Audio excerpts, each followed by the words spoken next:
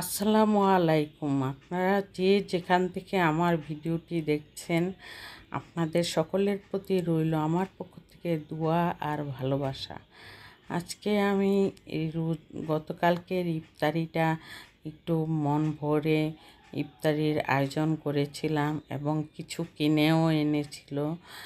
আর সেই জন্য অনেক কিছু রান্না করে আমি টেবিলটা সাজিয়েছি বিধায় আমি একটু ভিডিও করে নিয়েছিলাম যে আপনাদের সামনে তুলে ধরবো।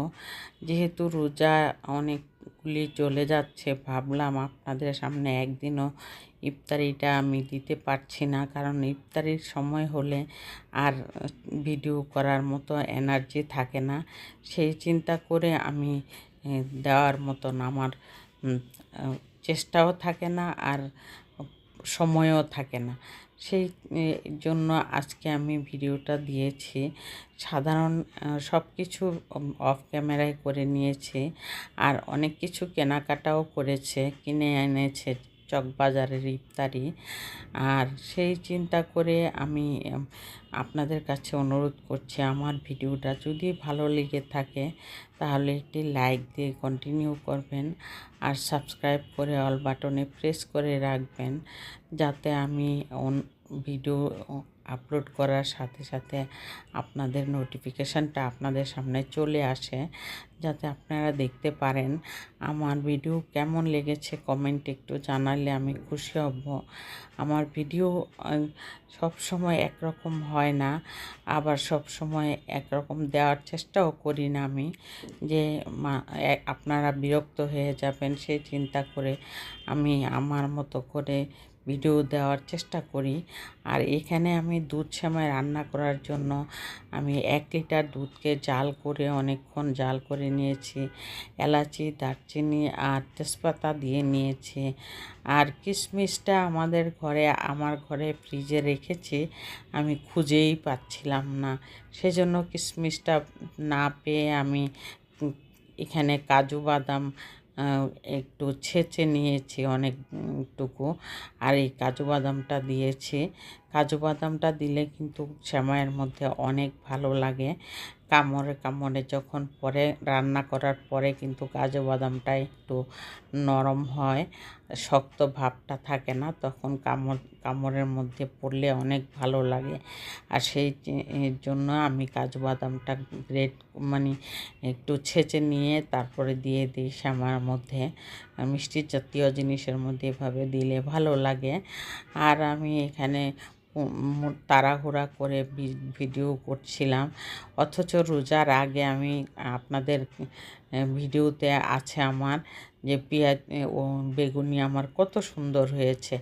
আজকে দেখুন তাড়াহুড়া করছি, সেই জন্য বেগুনিটার মনে হচ্ছে ভালো হচ্ছে না, আমারও দেখতে ভালো লাগছে না। তারপর আমি ভাবলাম আপনাদের সামনে একটু তুলে ধরি। রোজার ইফতারি বলতে কথা যে কিছু না কিছু আপনাদের সামনে তুলে ধরাটা আমাদের দায়িত্বের মধ্যে পড়ে যায়। সেই জন্য আমি প্রথমে আমি বেগুনিটা সেমাই রান্না করেছি, তারপর বেগুনিটা বানিয়েছি। বেগুনির পরে পেঁয়াজও বানাবো, আলুর চপও ভাজবো। সেই এত কিছু মনে হয় না আমি দিতে পারবো, সেই চিন্তা করে বেগুনিটাই আপনাদের সামনে ভিডিওতে আমি তুলে ধরেছি। এবং এমনি ফুলেছে ঠিকই, কেমন জানি উপরের মসৃণতাটা কম হয়েছে, কিন্তু এমনি মচমচা হয়েছে ঠিকই। খেতে খুব ভালো লেগেছে, কিন্তু দেখতে সুন্দর লাগছে না আমার কাছে। এই জন্য তবুও আমি নিয়ে নিলাম। নিয়ে আমি সব কিছু রেডি করতেও সময় লাগে, এক হাতে রেডি করতে হয় আমার বাচ্চারা এই রোজার ইফতারির সময় হলে ওদের আর কোনো সময় শক্তি কিছুই থাকে না, আমারই করে নিতে হয়।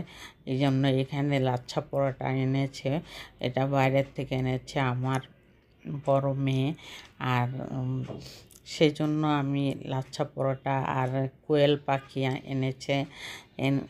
আর আরও কত কিছু এনেছে, আমিও করেছি, ও এনেছে, সেই জন্য অনেকগুলি আইটেম হয়ে গেছে। আর এইখানে আমি রাত্রের জন্য এই জন্য হালকা পাতলা রান্না করে নিয়েছি। তেলাপিয়া মাছ দিয়ে মূলাটা রান্না করেছি, তারপর একটা ভাজি করেছি, ডাল করেছি। রোজার দিন কিন্তু এত কিছু খাওয়া হয় না, সেই জন্য আমি এই